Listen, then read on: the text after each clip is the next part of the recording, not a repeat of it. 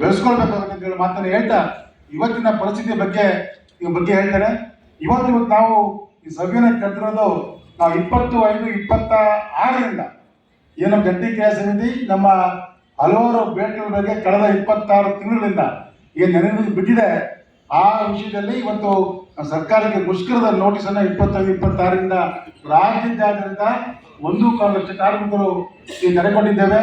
ಆ ಕರೆಯ ನಿಮಿತ್ತ ಇವತ್ತು ನಾವೊಂದು ಪೂರ್ವ ಸಿದ್ಧತಾ ಸಮಾವೇಶನ KSRTC ಮತ್ತು BMTC ಸಂಬಂಧಪಟ್ಟಂತೆ ಕರೆದಿದ್ದೇವೆ. ಈಗಾಗಲೇ ನಾವು ಕಳೆದ 9ರಂದು ಹುಬ್ಬಳ್ಳಿಯಲ್ಲಿ ಸಮಾವೇಶ ಮಾಡಿದ್ದೇವೆ, 11ರಂದು ಗುಲ್ಬರ್ಗದಲ್ಲಿ, ನಿನ್ನೆ ಕೂಡ ಮೈಸೂರು ಮಾಡಿದ್ದೇವೆ. ಈ 3 ಸಮಾವೇಶಗಳಲ್ಲಿ ನಾನು ಸ್ಪಷ್ಟವಾಗಿ ಹೇಳ್ತೇನೆ, ನಾವು ಯಾರು ಕೂಡ ಬಲವಂತವಾಗಿ ಬಂದಿದ್ದು ಕರೀಲಿಲ್ಲ, ಡಿಪೋ ಹೋಗಿ ಕರೀಲಿಲ್ಲ, ಯಾವ ಕಾರ್ಮಿಕರನ್ನ ಬೆದರಿಸಿ ಕರೀಲಿಲ್ಲ.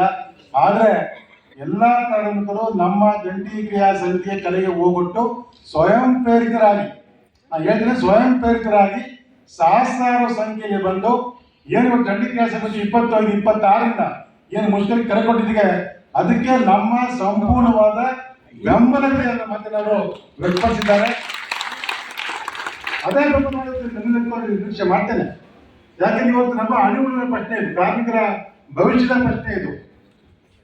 ನಮ್ಮ ಭವಿಷ್ಯವನ್ನು ರೂಪಿಸ್ಕೊಳ್ಳುವ ಜವಾಬ್ದಾರಿ ನಮ್ಮದೇ. ನಮ್ಮ ಭವಿಷ್ಯ ನಮ್ಮ ಕೈಲೇ ಇರುತ್ತೆ.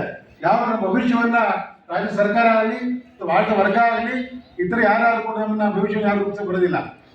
ವಿವೇಕಾನಂದ ಮಾತು ಹೇಳಿದಲ್ವ, ವಿವೇಕಾನಂದ ಅದೇ ಮಾತು ಹೇಳಿದ್ರು, ನಿಮ್ಮ ಭವಿಷ್ಯವನ್ನ ನಾವು ಮುಷ್ಕರಿಗೆ ಕರೆ ಕೊಟ್ಟಿದ್ದು 3 ಪ್ರಮುಖವಾದ ಬೇಡಿಕೆಗಳ ಬಗ್ಗೆ.